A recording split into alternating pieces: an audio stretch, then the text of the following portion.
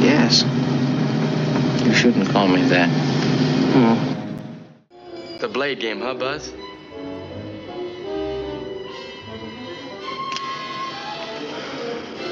I thought only punks fought with knives. Well, who's fighting? I'm fighting. It's examination time, man.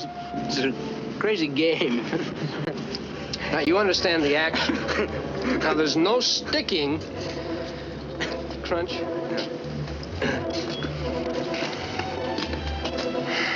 Just a little jabbing. That's all. Well, now, you crud chicken. Now, you call me that. Games and rituals, with the very real possibility of serious injury and even death, with as much public attention as possible, in order to show to the world that they were tough, brave, ruthless, and bad enough to earn the respect and attention many of these boys, subconsciously at least, craved and often lacked at home. The 1950s press, in its effort to keep the public informed, while making a profit, of course, gave these boys the perverse notoriety that some of them wanted, and often on a national scale. There was the Civic Center shooter, 19-year-old San Francisco gang leader Robert Arthur Ranson, who proved just how bad he was when, just past midnight on March 30, 1952, he gained national notoriety when he agreed to meet 19-year-old Norman Botello for a fistfight near a water fountain after the Butcher's Ball dance party, then pulled a .45 caliber pistol, gunning down Botello, as well as Andrew Ulibarri, for which he would serve 2 decades in the California penal system for this one night of ego protection with a gun. There was Clement Cookie Massis, a 14-year-old Chicago boy who was so anxious to prove to his gang that he was ruthless that he ignored their instructions not to go in armed when they trapped 17-year-old Kenneth Sloboda with a car in a revenge raid on July 2nd, 1955.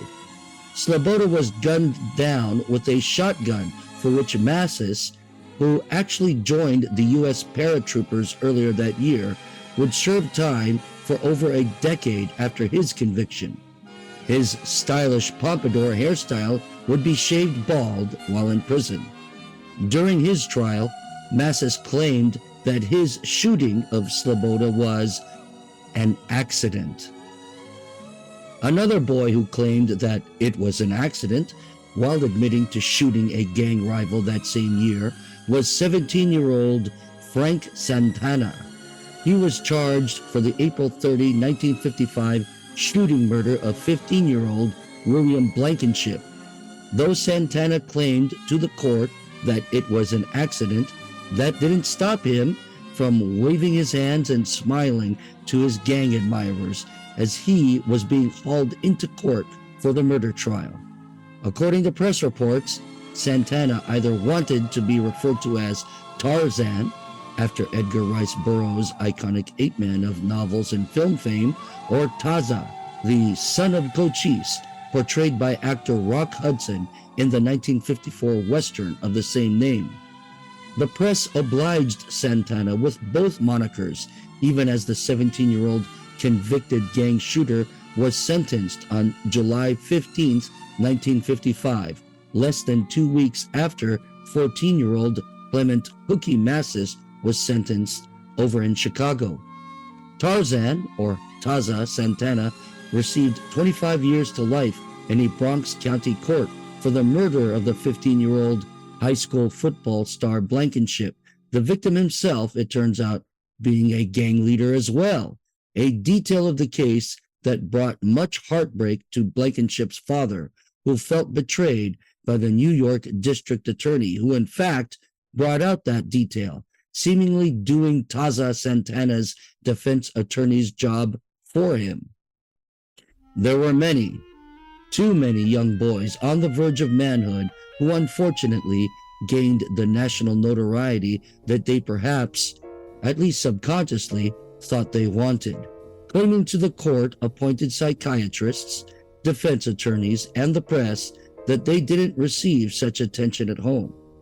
They gained that notorious attention through armed violence, either through a gun or a knife, throughout the 1950s decade, though of course such incidents are largely forgotten or denied today. However, the 1955 conviction of 17-year-old Frank Santana brought up debates regarding poverty, mental health issues, and one more aspect that made the case unique: racial prejudice. Since unlike Ranson, Massis, or many of the other 1950s convicted teenage gunmen who were of European extraction, white, Santana was Puerto Rican. Another 1950s example of a teenage gang leader convicted of a homicide, that of 16-year-old Salvador Agron, brought up similar debates in the 1950s press, along the same lines as that of the Santana case in 1955. Agron, known as the Cape Man in the press, was also Puerto Rican. Agron's conviction for the August 30, 1959 Hell's Kitchen murders of two 16-year-olds is especially relevant, as, though unrelated to the Manhattan Lower East Side gang war, occurred within the same time span as that tragedy, which is the main focus of this study. Author Richard Jacoby, who spent several years corresponding with Agron, gives insight on that separate, unrelated, yet close in timeline case out of Hell's Kitchen of the summer of 1959. The letter I would like to read is something that Salvador Agron wrote to me about his experience and what he was called or named in the beginning. And here it is. I was a semi-illiterate kid of 16 years of age, with the mentality of a 12-year-old in 1959 when I was in a gang fight in Hell's Kitchen that left two Anglo-Saxon American kids of 16 dead and one severely wounded. I was a member of a teenage gang called the Vampires. I wore a black cape and carried a Mexican dagger. I was young and ignorant. I had an umbrella, which I gave to Tony Hernandez, and he gave me his black cape with a red satin lining. Weapons were given out, and I chose a Mexican dagger. This had belonged to our president, Manny Ortega. The dagger used when we took our oath months ago in Central Park. It was an oath taken underneath the full moon, and so named our gang the Vampires. The oath was taken by lifting the dagger up to the moon and swearing that we would, from that day onward, defend one another as brother and fellow vampires. When I was arrested, I told a reporter, I don't care if I burn, my mother can watch. And that statement alone was really electric at that time. And I think the media that night, they were pushing him, and they were interrogating him, and it was bravado. At the time that Agron had been arrested and booked and tried, the incident occurred on August 30, 1959. I believe he was arrested in September, correct? Right, exactly. That incident occurred just 1 week after the completely unrelated and yet similar incident across town in Manhattan's Lower East Side. Teresa G, she was gunned down. Manuel Cintron was gunned down. And that was just 1 week earlier. That was also around the time that 19-year-old Charles Starkweather, again, completely unrelated, but he was already being sentenced to death in 1959, around the same time that Salvador Agron was being booked. And then, of course, in Jasper, Alabama, there was a teenage boy who had assaulted the wife of his teacher. That was also around the same time. All of that was in the press. Do you feel, your opinion now, this is an opinion, do you feel all of that regarding juvenile delinquency would have affected the trial, the case of Salvador Agron? It's hard to know for sure, but I would speculate that yes, it did, because there was enough media attention to his case at the time. I can't see how a jury would go home and not listen to other news and be affected by that too. At one point, I did make the acquaintance of Martin Sheen, and I had shown him some of my writing, and we got into a discussion. It was very brief about Carolyn Fugate, and the discussion had started because I asked him about the movie, and I told him the work I was doing and all of this sort of thing. And it was a very different person when he talked about her, and he was very honest in his feelings and all of that, but you really didn't get the impression that the little media I had read about her said that, she was wild, she was this and all of that. She was fine from what he said, or at least the image was very different. Any kind of trial had to have an effect on other people. Because again, they go home at night unless they're sequestered, which this jury I don't think was, and they hear things. And again, there was a very hostile atmosphere in New York City against Puerto Ricans. They were at the time considered the invaders, and they were considered the people who were immigrating to New York, and no one wanted them around. So here they had Salvador Agron to, throw their venom at. So yeah, I do. I can't say for sure, obviously, and it is my opinion, but I think it did have an effect. Yeah. Into this world of protection and projection of rep, which included the claiming of girls as possessions, both of which were at the heart of 1950s youth gang conflicts, came the youth outreach worker. More often than not, these were men of religious conviction who saw the reduction of gang violence as their religious calling from God himself.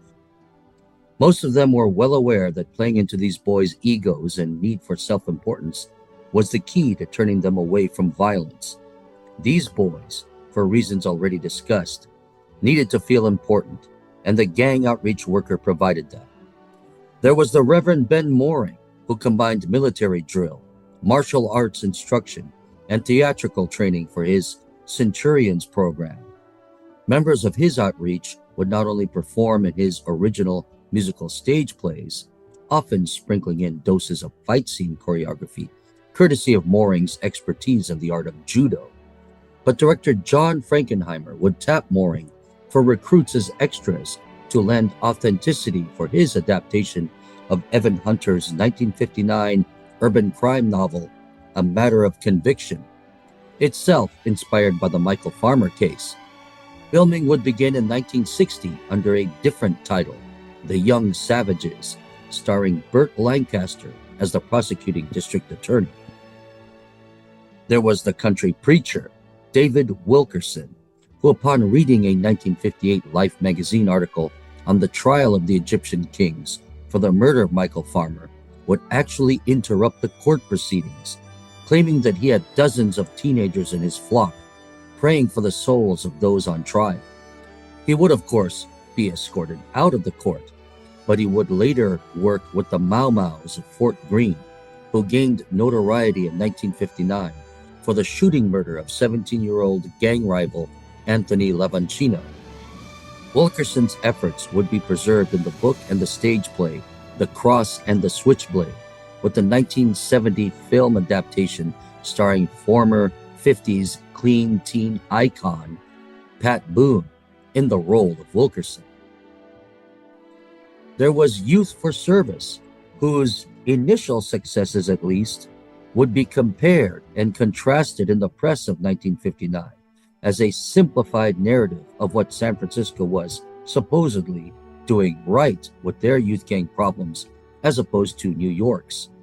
Youth for Service's work would live on in the 1961 educational film Ask Me, Don't Tell Me, which itself is often used today as source footage for actual 1950s and early 60s teenage gangs in various documentaries. The New York City Youth Board would also be covered in the 1950s press for their outreach program of turning fighting gangs into social clubs. The Wasted Years by Jess Stern and All the Way Down by former pro boxer Vincent Riccio chronicled their efforts. Among the youth board's workers included baseball legend Joe DiMaggio, who actually suffered an assault with a pool cue from one of his teenage charges during his early work with the youth board. At least, according to Vincent Riccio. The board itself would live on today in pop culture as a throwaway line in the 1961 film adaptation of the 1957 Broadway stage play West Side Story. Me and Tony started the jet. So where is he? How come he takes a lousy stinking job? The youth board corrupted him. And then there was the Reverend Chauncey Kilmer Myers of Manhattan's Lower East Side. His Lower East Side Neighborhood Association was the focal point of his own memoirs, Light the Dark Streets, published in 1957, 2 years after he had established a formal peace treaty between opposing gang factions in 1955, covered by the press. Perhaps Myers' approach of treating youth gangs as sovereign nations, thus giving these boys the importance and recognition they seemed to need, was natural. Born in February of 1916, a New York native, Myers' later career as the Bishop of the Diocese of California of the Episcopal Church during the 1960s saw him both publicly in opposition to the U.S. involvement in the Vietnam War, in support of the Civil Rights Movement, along with many other progressive political stances, though curiously, initially Myers was opposed to the ordaining of women, a stance that he would later somewhat retract by giving support to the 1976 General Convention, which itself supported the ordaining of women. An alumnus of Rutgers, he earned his BA in sociology and would later be awarded an honorary Doctor of Humane Letters degree from Rutgers. His lifelong marriage to Katie Lee Stewart would include a multiracial family through adoption. This overview of Myers' life and progressive political stance reflected his approach to 1950s youth gang outreach in Manhattan's Lower East Side. Myers was also keenly aware of the changing ethnic makeup of the Lower East Side in the years following the end of World War II. The descendants of Eastern European Jews who had immigrated to the Lower East Side in order to escape pogroms of late 19th century Europe were leaving the neighborhood as African Americans, themselves escaping Jim Crow segregation in the Deep South to work in the munitions plants of World War II, were gradually replacing them. Following them were Puerto Rican migrant families seeking better job opportunities as their island, a colony of the United States seized following the end of the Spanish-American War of the late 19th century, changed its economic model from agriculture based on sugar plantations to factory-based U.S. industries, with the majority of the profits going to a select few Puerto Rican elites and the mainland U.S. corporations and magnates who owned both them and the factories, all without the power of the vote or representation, as Puerto Rico was and is a possession of the United States, a colony and not a state. The majority of the work on the island was on the backs of Puerto Rican labor, who, like the black families in the American South, wanted a better life for their own families. Like many situations throughout the history of human migrations, the differing ethnic groups often saw each other not as fellow human beings in a shared or relatable struggle, but rather as competitors or even obstacles and invaders. The remaining ethnic whites, Italians, Irish, Eastern Europeans, and Jewish, the relatively recent African Americans, and Puerto Ricans, all of whom were vying for jobs that had been reduced with the closure of munitions plants as World War II ended, often referred to each other in less than tolerable terms. And those attitudes often were passed on to their children, the working class teenagers of the 1950s inner cities, who enacted their own form of war games based on unofficial territories or turf. If peace was to be had between these new warring factions of teenagers, Kilmer Myers reasoned that he would have to acknowledge the legitimacy of these boys' worldview. Myers' first peace treaty that he arranged between two warring gangs, the Dragons, a primarily Puerto Rican youth gang, and the Sportsmen, primarily African American with some Puerto Ricans, was ratified in August of 1956 with the type of recognition and ceremony afforded adult statesmen, scaled down for teenage sensibilities. The treaty resulted in a tense and fragile peace that would last for 3 years. Almost immediately, New York City officials under Mayor Robert F. Wagner voiced their disapproval of Myers' methods, including the treaty, which, despite the resulting peace, seemed to give legitimacy to teenage gangs, at least in the view of city officials. The roots of the conflict, addressed by Myers' Lower East Side Neighborhood Association's Peace Treaty of 1956, was a confusing set of promised and broken alliances and eventual enmity between what were initially allied gangs or brother clubs. The two major players in what would become an escalating armed conflict were the Puerto Rican Dragons and the mixed African American and Puerto Rican Sportsmen. Into this volatile situation was another gang, the primarily Jewish youth gang, the Mayros, and a new gang, the Forsyth Street Boys, a mixed gang of mostly Puerto Rican with some African American teens. Initially, the recently formed Forsyth Boys were allied with the Sportsmen against the Dragons, initially. At the negotiation table, overseen by Myers, the opposing factions agreed to terms, one of which was a regulation of how many members of each gang were allowed into certain parts of certain neighborhoods or turf. Permission would need to be obtained if more members from one group were to enter the turf owned by another gang. Many terms of the 1956 Gang Peace Treaty rankled local New York City law enforcement and officials, but it was this point, obtaining permission from gangs for citizens to enter what was supposed to have been public spaces, that Wagner's administration found especially grating, in spite of the resulting peace in the Lower East Side, as tenuous as it was.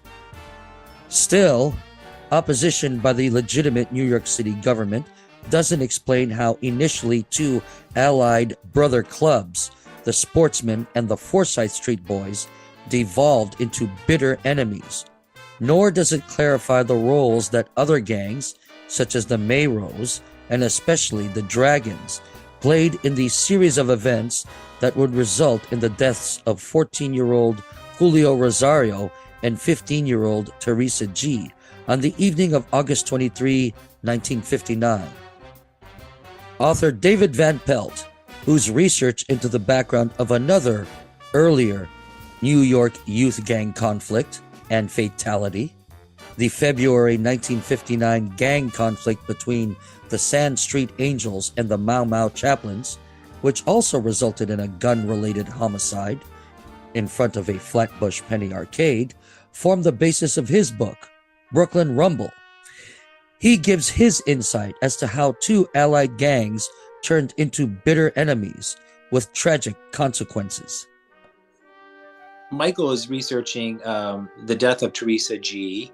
In the summer of 1959, and her murder happened on August 22. But I'm going to go back a little bit and give you a little bit of the history leading up to her death, and that's one of the questions that Michael was asking about. So the Henry Street settlement was a very important feature in the Lower East Side, and they were on Henry Street, and it was a very well-known and very respected organization that worked with youth in the 1950s. And prior to 1959, they had been working with gang groups for about 15 years. So the situation of Teresa G's death was not something that would be new to them because they had already been working with gangs for quite a while. Now, in the summer of 1959, they were focused on working specifically with the Dragons. So you have to keep in mind that the Sportsmen were on a different part of the Lower East Side, and although the Henry Street Settlement workers understood and knew about the Sportsmen, the Henry Street Settlement was focused on the Dragons. Now, prior to the Sportsmen and the Dragons having beef, I guess, for lack of a better word, is the Dragons would have quite the battles with a gang called the Mayros. And the Mayros were Irish, Italian, and Jewish members. But by October 1956, I believe it was, the Mayros was pretty much done. And so I'm not sure if that's the reason why, but the Dragons, or the younger Dragons at the time, so they were beginning to turn their attentions from the Mayros to the Sportsmen. And the Sportsmen lived on Avenue D in the Lillian-Walled houses, or the Lillian-Walled projects, and they were a black gang. And in April 1959, the Henry Street Settlement, Father Myers Church, and the youth boards, we've got 3 different organizations, succeeded in bringing the Dragons and the Sportsmen together for the purposes of allowing the boys to air out their hostilities and find some type of way to end the conflict, because it was pretty vicious. And so an agreement was arrived at, and they agreed in April 1959 that they were going to put a halt to all bopping, which is gang vernacular for gang fights. And so in the meeting, there was a group of 3 Dragons who sat across the table from a group of Sportsmen. And this was in one of the buildings that the Henry Street Settlement had. So it was right on their premises. And in the meeting, the boys heatedly discussed, and they charged each other and countercharged and accused each other for about 2 hours of beating each other up when they walked through each other's neighborhood. And in other words, just causing all kinds of trouble. So for 2 hours, they had this heated discussion. And at the end of the discussion, they came to this agreement that they were going to cool it. And so the truce, this is in April 1959, stated that they could walk through each other's territories unmolested. And it was agreed that they were going to try this for 30 days. Okay? So this was April 21, 1959. 1 month later, on May 22, representatives from the Dragons and the Sportsmen again gathered together around that same table at the Henry Street Settlement. But there was a wrinkle in this new meeting. There was a new group at the table. And this new group was called the Forsyth Boys. And the Forsyth Boys were very angry against the Dragons. They said that the Dragons had invaded their territory and they were looking for trouble. They accused the Dragons of allying with a gang from the Al Smith housing project. And there was so much hostility in this meeting because of the Forsyth Boys being so enraged that their turf was being invaded, that they shouted, and I quote, "We don't want to have a cool with the Dragons." And so the Sportsmen, seeing this, agreed with the Forsyth Boys, and the meeting broke up.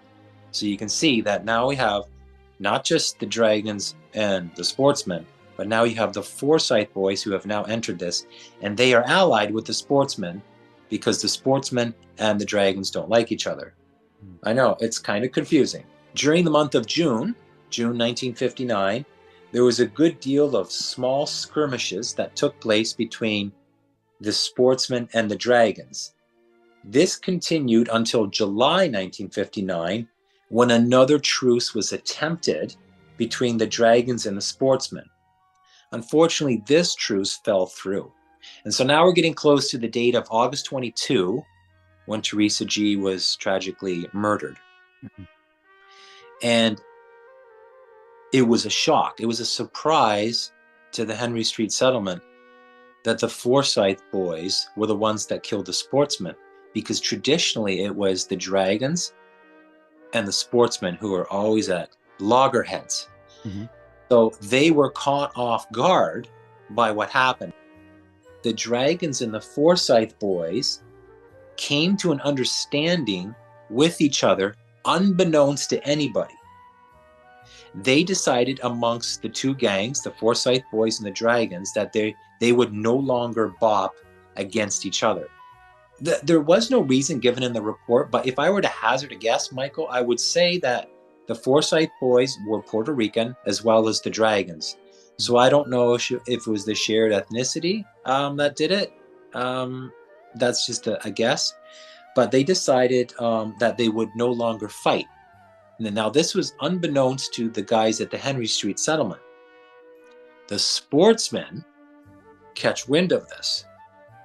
And they're not very happy about this because their allies, the Forsyth boys, are now no longer fighting their mortal enemies, the Dragons. And so the Sportsmen get very angry about this.